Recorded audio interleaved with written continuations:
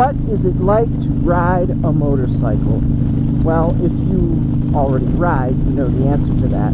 But if you've never ridden a motorcycle, then listen to me for a few minutes.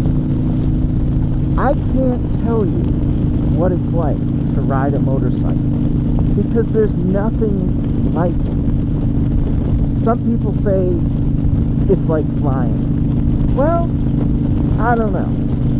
I've sat in the cockpit of a plane, in the co-pilot seat. I actually had my hands on the controls for a very brief few minutes. My knuckles were quite white from the experience. It's not something I think I wanted to pursue, being a pilot. I'm sure there's a ton of adrenaline associated with that. But riding a motorcycle was not the same. Riding a bike, however, is incredibly exhilarating. And people ride for all different kinds of reasons. I got a little taste of riding mini bikes when I was a young kid, like preteen. And I loved it. And I just assumed when I grew up, I'd get my own motorcycle. Well, life didn't quite work out that way. I got married early. We had a child in the first year of our marriage. And I didn't even want to think about anything other than taking care of my family. So having a bike was out of the question. We didn't have the money, and it just seemed like something that was too risky and dangerous for a young husband and father. Now, that's debatable. Riding a bike is more dangerous than riding or driving a car. And that's pretty obvious because in a car you have a lot more protection. However, I do believe there are a lot of things that you can do as a rider to greatly improve or tilt the odds in your favor of having many successful, safe years as a rider. Now, I'm still relatively new at this. I'm in my third year as a rider. I've taken a number of safety courses, including the MSF Advanced course, and I plan to take more courses. I still practice low-speed maneuvers and evasive things in parking lots, and you're always learning, like many endeavors in life. I wear full protective gear from head to toe. I never ride with alcohol in my system or any medication that would make me drowsy or impair me in any way. I very rarely ride at night, and I very rarely ride in wet conditions. I typically do not speed or ride in a dangerous or unsafe manner. And I just try to be very smart about the way I ride.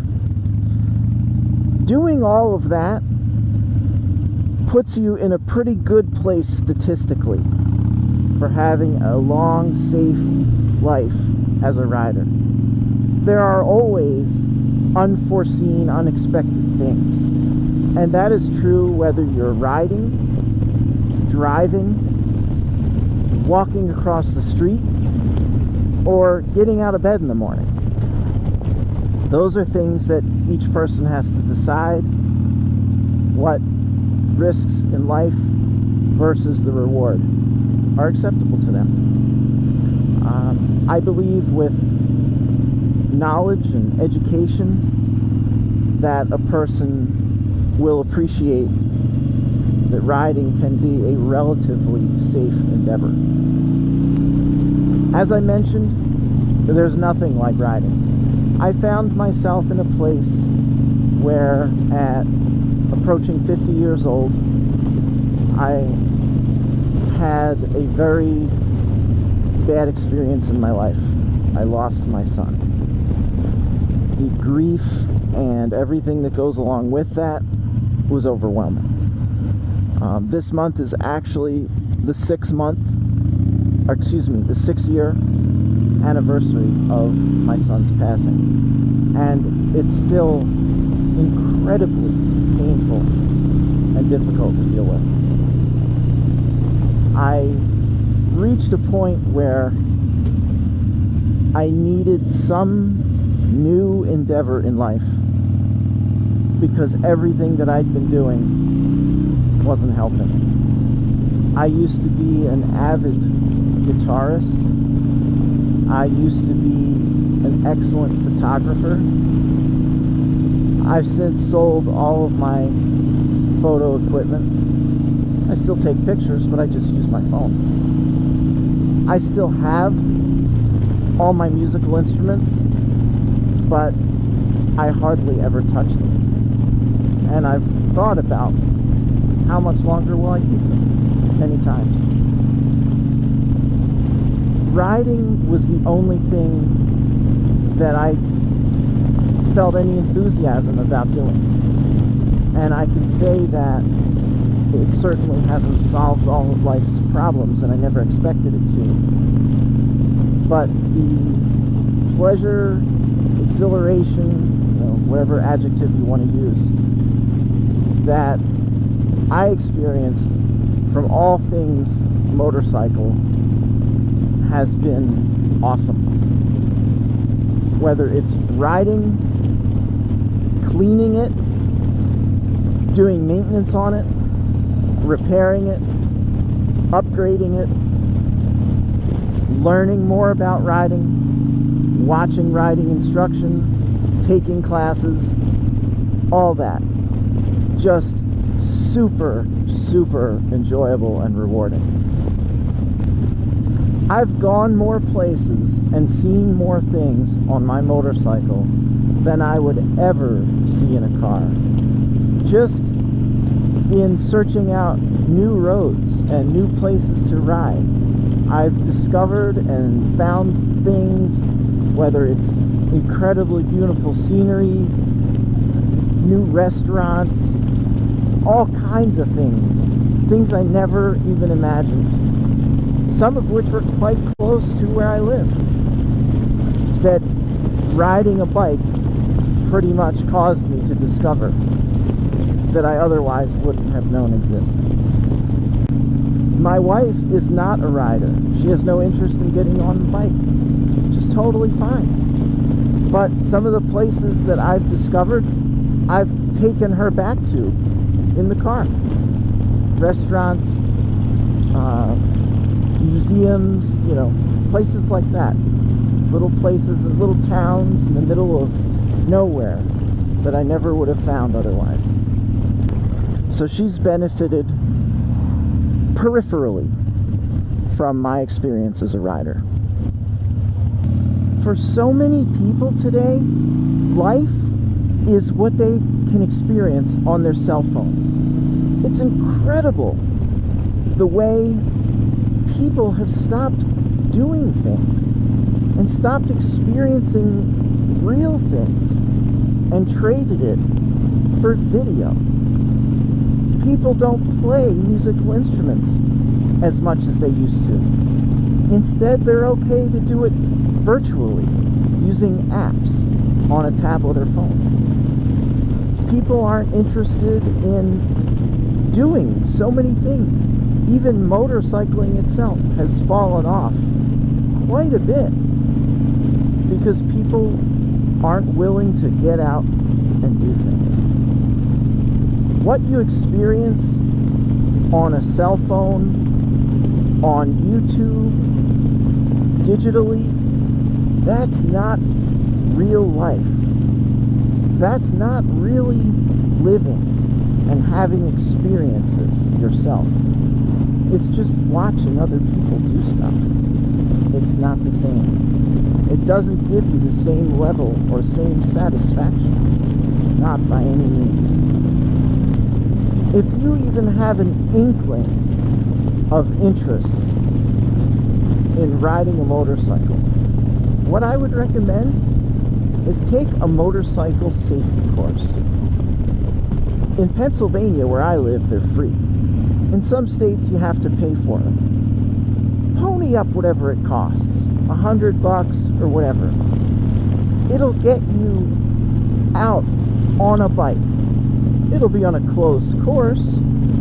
It'll also get you in a classroom where you'll learn all kinds of things about motorcycle riding and controlling, starting and stopping and steering. It'll make you a better car driver, even if you decide never to actually become a rider.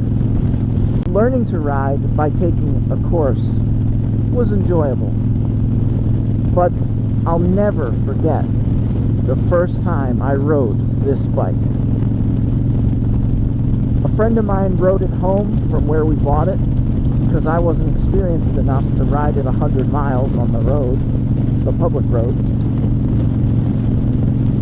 I started it up at the end of my driveway. I put my feet on the ground, put it in first gear, and just kind of gave it a little bit of throttle and let out the clutch a little bit, and just kind of went along, just kind of duck walking it, as they say, just a mile or two per hour, because that was how they had us start on the bikes in the rider class. And after doing that for about 10 feet, I said, this is crazy. I don't have to do this. I know how to ride. Now, granted, I was on a bike about twice the size of what I had in the class, but the principles were the same. I put my feet up on the pegs, I opened up the throttle, and I took off up the road. The next thing you know, I was shifting gears and doing 30-something miles an hour, which at the time felt like I was doing 60 probably. But every trip out after that just became getting more comfortable, going a little faster, gaining more experience. And here I am, 3 years later, about 25,000 miles under my belt, and I recommend it for anybody who's even thinking about it.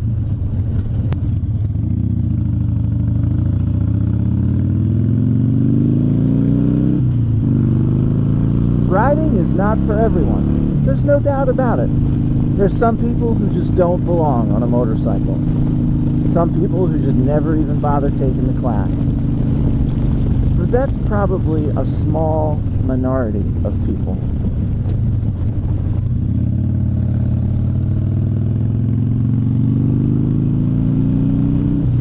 If you've never ridden a bike, all I can tell you is you have no idea what you're missing.